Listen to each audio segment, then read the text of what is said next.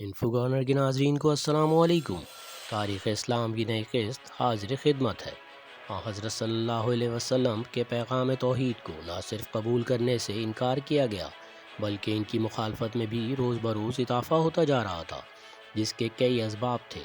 کفار صدیوں سے فرسودہ رسم و رواج اور عقائد کو مانتے چلے آ رہے تھے۔ اسلام ان عقائد کی خلاف ورزی کرتا تھا۔ اگر اسلام قبول کرتے تو ان عقائد اور رسوم کو ترک کرنا پڑتا جو ان کی انا کے خلاف تھا۔ اس لیے اپنے عقائد کے بچاؤ کے لیے اسلام کی مخالفت پر کمر بستہ ہوئے۔ اسلام انہیں بتوں کی پرستش چھوڑ کر خدا کی عبادت کرنے کی دعوت دیتا تھا، جو ان کے لیے ناممکن تھا، کیونکہ ان کے نزدیک تو خیر و شر کے مالک یہی بت تھے۔ ان کی پوجا ترک کر کے وہ اپنے ان بناوٹی خداؤں کو ناراض نہیں کر سکتے تھے، بلکہ اسلام کی تعلیم کے بتوں کو چھوڑ دو۔ ان کے مذہبی وقار کی زبردست ٹھیس تھی۔ اپنے مذہبی وقار کو بچانے کے لیے وہ اسلام کے دشمن ہو گئے۔ قریش ایک مدت سے کعبے کے متولی چلے آ رہے تھے۔ سارے عرب پر ان کا اقتدار تھا۔ اگر اسلام قبول کرتے اور ظاہری جاہ و جلال اور اقتدار ختم ہو جاتا، جسے ختم کرنے کے لیے وہ ہرگز تیار نہ تھے۔ اپنے اس اقتدار کی حفاظت کے لیے وہ اسلام کے مخالف بن گئے۔ سارے عرب میں بنو ہاشم اور بنو امیہ ممتاز قبائل تھے، اس وجہ سے ایک دوسرے کے پرانے رقیب بھی تھے، اور نبوت کا منصب اعظم بنو ہاشم میں سے یعنی محمد بن عبداللہ بن عبد المطلب کو عطا ہوا تھا۔ اتنا بڑا اعزاز بنو ہاشم کو ملا جسے بنو امیہ برداشت نہ کر سکے اور اسے اپنی شکست سمجھا۔ یہی وجہ ہے کہ سب سے زیادہ مخالفت انہی لوگوں نے کی۔ مخالفت کی ایک وجہ یہ بھی تھی کہ قریش اس بات کو تسلیم کرتے تھے کہ نبوت کا منصب ایک ایسے شخص کو مل سکتا ہے جو دولت اور اولاد نرینہ سے محروم ہو۔ نبوت مکے یا طائف کے کسی رئیس کو ملنی چاہیے تھی، یہ ان کا خیال تھا۔ یعنی نبوت کے لیے امارت اور اولاد نرینہ ضروری سمجھتے تھے، اور حضرت صلی اللہ علیہ وسلم اخلاق کی دولت سے تو مالا مال تھے، لیکن دنیاوی دولت اور اولاد نرینہ سے محروم تھے۔ اس لیے قریش نے آپ صلی اللہ علیہ وسلم کو دولت، نام و نموز، حرث، دنیا کی ہر آسائش دینے کی پیشکش کی، جس کے بدلے میں آپ کی کو نیا دین پھیلانے سے روکا۔ لیکن جب آپ نے ان کی یہ پیشکش قبول نہ کیا تو آپ کے مخالف ہو گئے۔ عرب عیسائیت کے سخت مخالف تھے۔ انہوں نے اسلام کی تعلیمات کو عیسائیت کے فروغ کا ایک ذریعہ سمجھا۔ وہ عیسائیت کی تبلیغ کو روکنے کے خیال سے اسلام کے مخالف ہو گئے، کیونکہ ان کے خیال میں حضرت صلی اللہ علیہ وسلم انہیں اپنی تعلیمات کے ذریعے عیسائیت کی طرف لے جا رہے ہیں۔ اس لیے انہوں نے اسلام قبول کرنے سے نہ صرف انکار کیا بلکہ اس کے خلاف ہو گئے۔ عرب ہر قسم کی اخلاقی برائیوں کا شکار تھے۔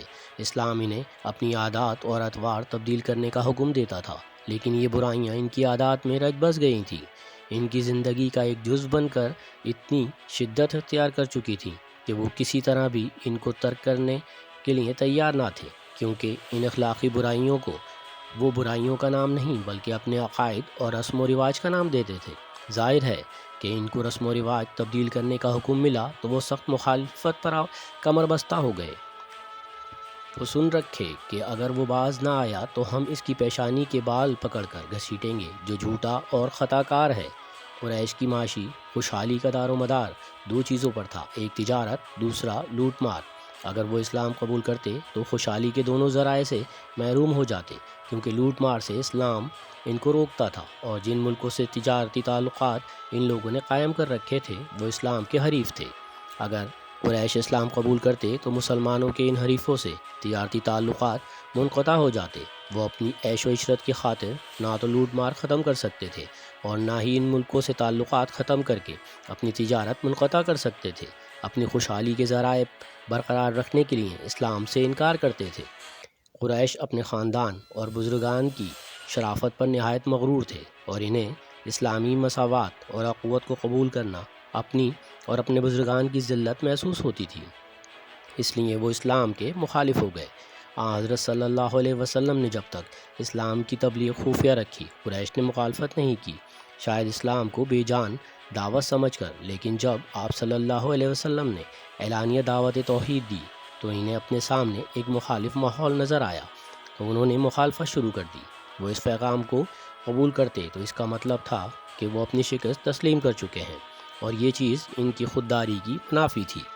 اسلام کا توحیدی پیغام اگر قریش قبول کر لیتے تو اس کا مطلب تھا کہ وہ اپنی پوری زندگی کو تبدیل کریں، کیونکہ اسلام کا پیغام ان کی پوری زندگی کی تبدیلی چاہتا تھا۔